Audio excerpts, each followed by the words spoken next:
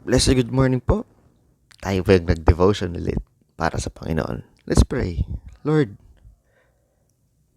marami pong salamat na bagong gising kami nakapag pahinga na maigi kagabi. We pray, Lord, na biyayaan niyo po yung bawat isa ngayong umaga ng lakas, sipag, at lakas rin po ng loob na laging gawin lahat ng mga bagay para sa iyong kaluwalhatian. Huwag niyo pong pabayaan na sila'y mahirapan, o masaktan, o magkasakit, Lord.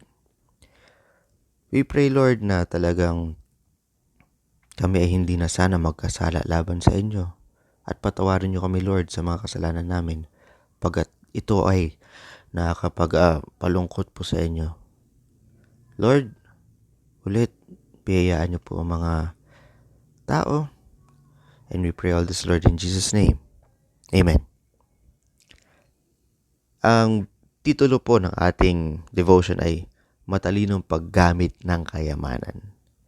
Sa Mateo chapter 6 verse 19 to 21, ang sabi po, huwag kayong mag-impok para sa inyong sarili ng mga kayamanan sa lupa, kung saan ang tanga at ang kalawang ay sumisira, at kung saan ang mga magnanakaw ay nanghuhukay at nagnanakaw. Kundi magtipon kayo para sa inyong sarili ng mga kayamanan sa langit, kung saan walang tanga o kalawang ang sumisira, at kung saan ang mga magnanakaw ay hindi nanghuhukay o nagnanakaw. Sapagkat kung saan naroroon ang iyong kayamanan, naroon din ang iyong puso. Malaki ang potensyal para sa iyong mga ari-arian na maging mga idolo kapag naipon mo ito para sa iyong sarili.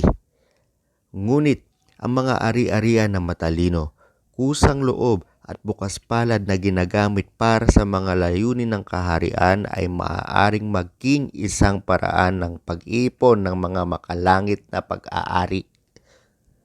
Kapag ang mga ito ay inimbak at iniimbak, hindi lamang sila nagiging isang espiritual na sagabal kundi napapailalim din sa pagkawala sa pamamagitan ng tanga, kalawang at mga magnanakaw.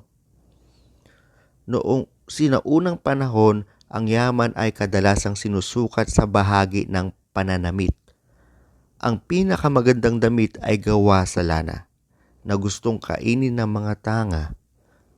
Ang yaman ay madalas ding hawak sa butil. Ang salitang Griego para sa kalawang ay nangangahulugang isang pagkain.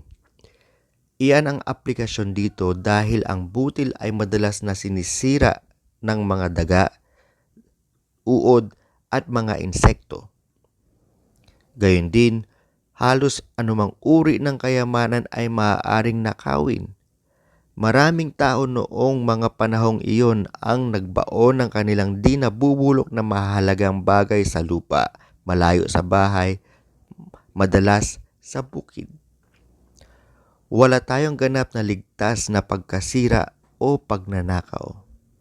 Ngunit kapag ang ating oras, lakas at mga ari-arian ay ginamit sa paglilingkod sa iba at para isulong ang gawain ng Panginoon, nagtatayo sila ng mga pagkukunan ng langit na ganap na malaya mula sa pagkawasak o pagnanakaw.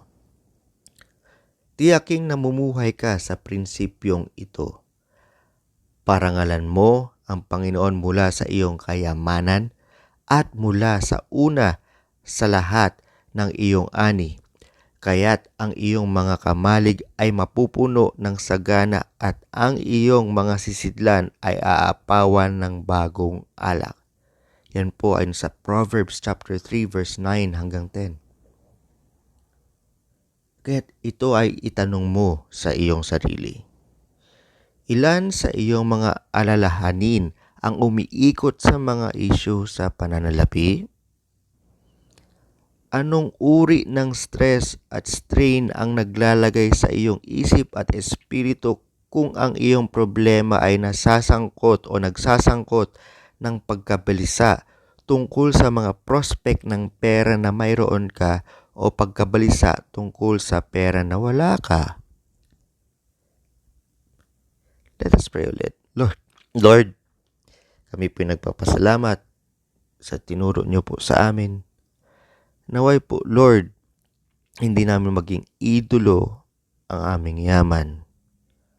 At ulit, Lord, tulad niya po ng inyong tinuro ngayon, sana ginagamit namin ang mga yaman na nakakamit namin, maliit man ito o malaki, para po isulong ang iyong kaharian. And Lord, para makita ng tao kung sino po kayo sa pamamagitan ng pagpapalaganap ng inyong salita at pagpapakita po na binubuhay namin ang inyong salita ng buong puso sa pamamagitan ng pagsunod namin ito. We pray all this, Lord, in Jesus' name. Amen. Ulit po, itong mga devotion na po na ito ay galing po sa gty.org. Ang nakalagay po doon ay English. Itinatranslate lang po natin sa Tagalog. Itong devotion na ginagamit natin ay galing po doon sa Life of Christ.